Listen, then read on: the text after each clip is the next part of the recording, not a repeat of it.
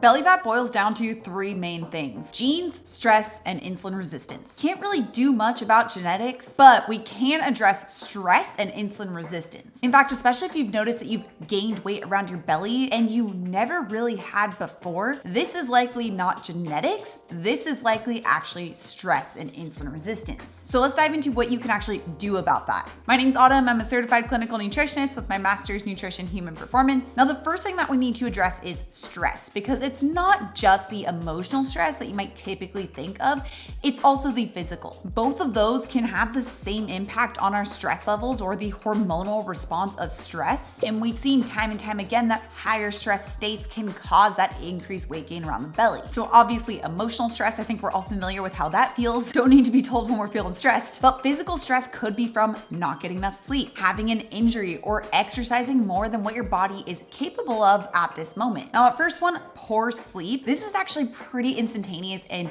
crazy how quickly one night of poor sleep can really work against, especially a weight loss goal, but specifically a belly fat loss goal. It's been studied that just one night of poor sleep can increase our stress hormone cortisol and increase insulin resistance the very next day. And then from an exercise perspective, if you're going too hard, too fast, especially if you're not getting good sleep, this can also increase your cortisol levels and work against the weight loss goal that you're looking for. And it's not a one size fits all when it comes to how much sleep you should be getting or how much exercise is going to be good for you. I'm sure you guys have all seen like the marathon runners who are very low body fat percentage, but this is where the idea of the stress bucket comes into play. Okay, so think of this cup as your entire tolerance to stress, and every drop of water that goes into it is some type of stressful experience that you have. So when your cup is empty, you're not going to get those negative effects of stress. But when the cup starts to overflow, that's when we can see some of the negative effects like increased belly fat. So let's say you had an emotionally stressful day, like work was crazy, whatever it might be, that fills your cup halfway. So we have half full stress bucket or stress cup, but you got great sleep and you didn't over exercise that day and you don't have any current injuries. So even though you had a really stressful day, your cup hasn't overflowed. Overflowed.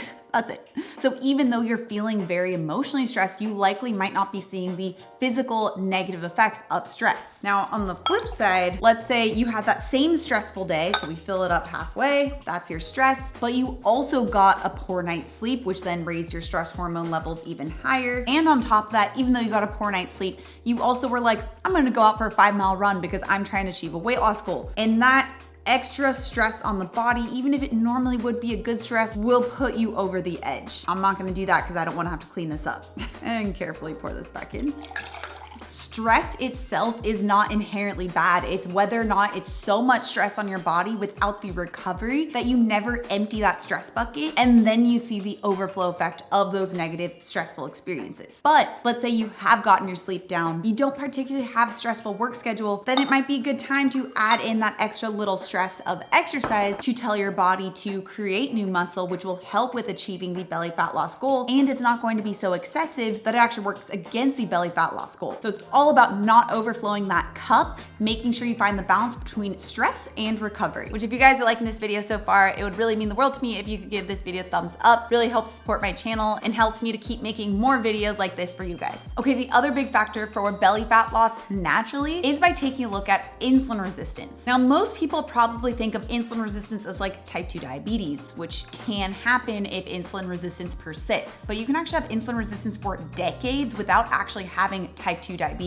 And insulin resistance itself can make it harder to lose weight, specifically around the belly. And typical causes of increased insulin resistance would be things like a pregnancy, which is why you have to take that very sugary drink, what they call glucose tolerance test, to see how your body's responding to sugar. Or even post-pregnancy, sometimes that insulin resistance can linger years later. Age is a big factor. So if you're like 50 years or older, insulin resistance starts to really go up. If you've had a sudden decrease in muscle mass, that can be a big contributor to insulin resistance. If you have a high sugar or high carb diet, especially over years, can be quite taxing on the pancreas and also lead to insulin resistance. Or if you consistently eat very late in the evening. Regardless of the cause, there are a few really great tools that can help. First is reducing meal frequency. This is where something like intermittent fasting can come into play. Intermittent fasting has been studied to help improve insulin sensitivity, which is the exact opposite of insulin resistance. And it kind of just makes logical sense because the less often you eat throughout the day, the less often your body is releasing insulin, insulin so that then the body can eventually reduce its resistance to it. Now, if you are brand new to intermittent fasting, I have so many videos on it. We also have the complete intermittent fasting bundle, which is a really great resource if you are a beginner or if you've been using intermittent fasting for a while and you're just not seeing the results that you're looking for. The bundle takes you through how to use intermittent fasting, how to break your fast, what to eat within your eating window, the types of exercise you should be doing. Plus, we have the private Facebook group with over 15,000 other members who are all on the same journey and are really supportive, which that in itself can be such an amazing tool. So I'll have the complete intermittent fasting bundle linked down in the description below, but you can also find it at autumnlnutrition.com/shop. And what you eat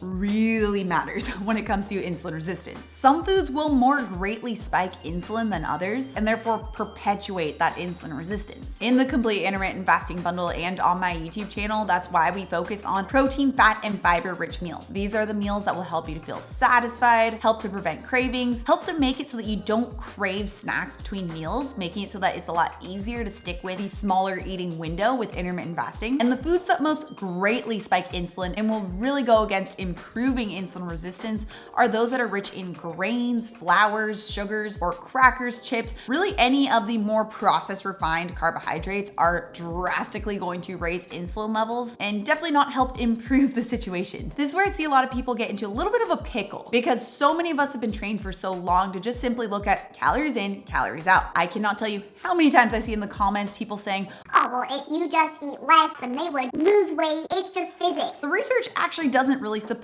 the simple calorie restriction philosophy anymore. Yes, to a certain degree, you will lose weight if you just simply go into a state of semi-starvation, but it's the type of weight loss that you're looking for and to make sure that you're also not decreasing your metabolic rate and making it harder to lose weight in the future that is more important. It's kind of like hiring a contractor to tear down one wall within your house and then they tear down your entire house. And you're like, well, I guess technically you did tear down that wall, but I wasn't really looking for all of that as well. Same thing with simply just looking at calorie restriction. You not only are going to be losing overall weight, you lose muscle mass, you lose bone, and all of that will make it harder to lose weight in the future. Not to mention lead you down the road of possibly increasing your risk of osteoporosis, hip fractures, all of that not great stuff in the future. But I digress, that is such a tangent.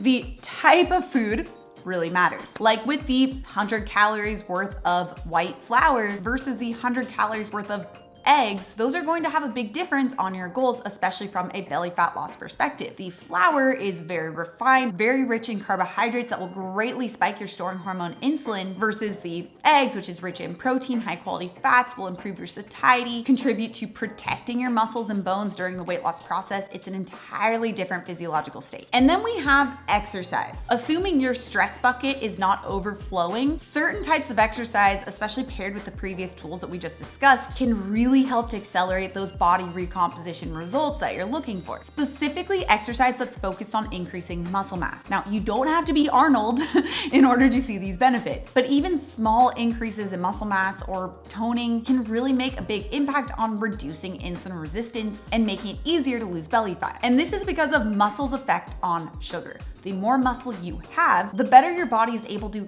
handle sugar and carbohydrates. So your muscle essentially acts like a sponge. Let's say this sponge is your muscle and this cup of water is the amount of sugar in your body or in your bloodstream, especially after a meal. Now, if you have a bigger sponge or muscle, you can absorb more sugar from the body. This makes it so you need less insulin in order to get that sugar out of your body, which eventually helps to counter insulin resistance. So this is that much sugar that your body didn't have to use insulin to store. But let's say either you stopped exercising or just over the course of natural aging, you start to lose muscle mass, especially if you're doing that simple calorie restriction where it's very easy to lose muscle mass. What happens is you're working with a smaller sponge. So now you have a much smaller capability of absorbing sugar out of the body. So instead of that much larger amount of sugar that we were able to absorb, now we have a much smaller amount. But when you increase muscle mass, that's not how it went. How did this go? I'm not good at puzzles. There it goes. You increase how big your sponge is, which can then improve your insulin sensitivity, making it easier to lose belly fat. And the best type of exercises to increase your sponge are those that actually challenge your muscles. So even body weight training with higher reps can be a good option. Or adding in weights and steadily increasing how much weights you're using is also another great option. This is why I included the strength training program within the complete intermittent fasting bundle to help pair those benefits of intermittent fasting with the additional benefits benefits of increasing your sponge, which sounds very weird to say it like that. Now, if you're like, okay, intermittent fasting plus resistance training sounds great, fantastic, I'm all on board, but like how long does it actually take to see the results? You can find the answer with this video next. Also, if you're new to my channel and you love the science-backed information, make sure you subscribe right here. Come out with new videos every Tuesday and Thursday. All right, guys, thanks so much for tuning in, and I'll see you in my next video.